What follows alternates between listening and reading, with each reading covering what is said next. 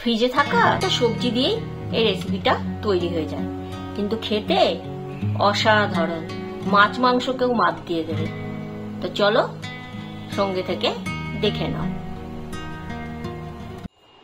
পাঁচমিশালি সবজি শীতকাল গরমকাল সবকালেই এই রেসিপিটা তৈরি করা যায়, তবে শীতকালে সবজিটা একটু বেশি পাওয়া যায়। যেমন এখানে আমি শিমটা পেয়েছি, মূলোটা পেয়েছি।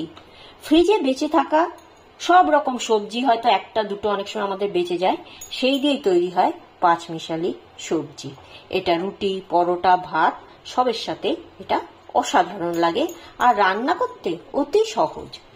তো চলো সঙ্গে থেকে দেখতে থাকো কিভাবে বানাই পাঁচমিশালি সবজি। প্রথমে কড়াই গরম করে আমি তাতে দেব সাদা তেল, অথবা যারা স্বাস্থ্য সচেতন তারা ভেজিটেবল অয়েলও দিতে পারে।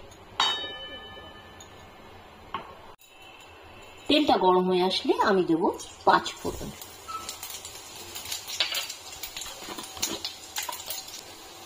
দেব 2-3টে তেজপাতা আর আদা বাটা, 1 চামচ মতো আদা বাটা। আদার কাঁচা গন্ধটা গেলে আমি সবজিগুলোকে দিয়ে দেব।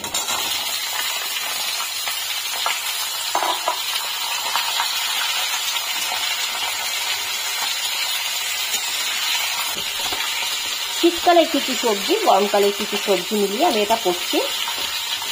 তবে বেঁচে থাকা ফ্রিজের মধ্যে যা সবজি থাকে, একটা দুটো ভিন্ডি, 2 বরবটি, একটা ছোট বেগুন, এই সব মিলিয়ে এই রেসিপিটা হয়। ভাজার এই পর্যায়ে আমি কিছুটা লবণ দিয়ে দেবো, মানে পরিমাণ মতো লবণ দিয়ে দেবো, যাতে আমার ভাজতে ভাজতে সবজিটা সেদ্ধ হয়ে যায়। আমার সবজিগুলো ভাজা হয়ে এসছে। এই রেসিপিতে বেশি লাল করে সবজি ভাজতে হবে না। এবারে আমি দিলাম 1 চামচা চিনি। যেহেতু নিরামিষ তরকারি একটু চিনি পড়ে।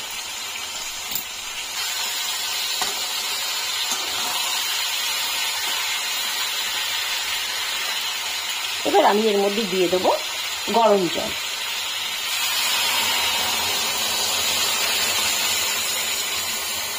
এবার এটা ঢেকে দেবো সবজিগুলো সেদ্ধ হওয়া পর্যন্ত। ব্যাস, আমার তৈরি পাঁচমিশালি তরকারি। ভাত, রুটি, খিচুড়ি, পরোটা সবের সাথে একবার খেয়ে দেখো কেমন লাগে, আর কমেন্টে তো জানাবেই যে আমি কেমন শেখাতে পারলাম। সুন্দর একখানা 5 ফোড়ন আর আদার গন্ধ ছেড়েছে। সবজিগুলো সেদ্ধ হয়ে গেলে আমি একটু ওপর থেকে ঘি ছড়িয়ে দেবো। ব্যাস, একদম রেডি। আমার সবজিগুলো সেদ্ধ হয়ে গেছে, জলটাও টেনে দিয়েছে। এবারে আমি উপর থেকে 1 চামচে ঘি ছড়িয়ে দিলাম। যেহেতু নিরামিষ রান্না, ঘিটা দিলে এর স্বাদটা অপূর্ব হবে। আমি এর মধ্যে কিন্তু কোনো রকম হলুদ বা অন্য কোনো মশলা, লঙ্কা ব্যবহার করলাম না। কাউ যদি ইচ্ছে করে তাহলে ফোড়নে 2 শুকনো লঙ্কা দিতে পারে। আজ এই পর্যন্তই। সঙ্গে থাকার জন্য অসংখ্য ধন্যবাদ।